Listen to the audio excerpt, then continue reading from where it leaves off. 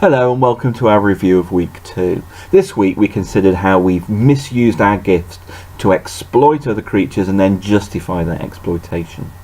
For many centuries, Christian theologians identified reason as the attribute which distinguishes human from the rest of creation, and this elevation of the intellect, although we can see it in other species, has added to our sense of exclusiveness. We've come to see ourselves as separate and superior, and for some, this is a sign of spiritual inadequacy.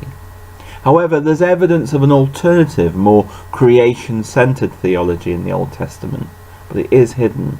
And this tradition teaches us that all creatures come from the same source and are all reliant on the same resources for survival: sunlight, water, soil.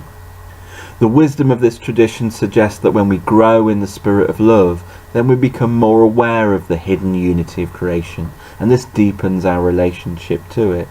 It speaks of our interdependence, of our responsibility, and there's a strong sense that compassion needs to be a central part of our understanding of animal suffering, and in this we have much to learn from Buddhism.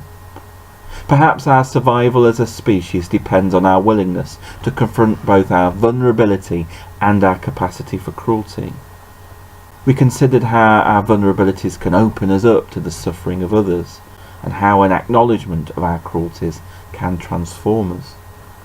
Humans are late arrivals on the earth, and it's clear that the rest of nature can flourish without us.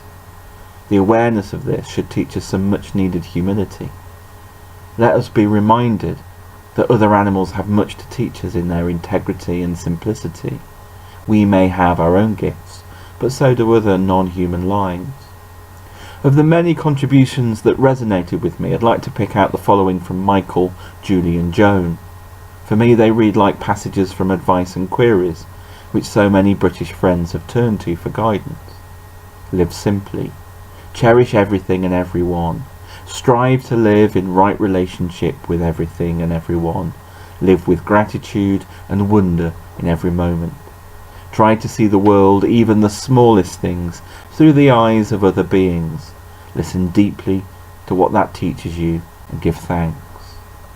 Rejoice in the unity of creation. Tread gently upon the earth. Respect all as we walk through our lives, with them neither in front nor behind, but at our side. We ended the week with a reminder that our diet is deeply embedded in our cultural identity, and that to visibly distance oneself from this can be a subversive and radical act, which might take considerable courage. Are we done? Good.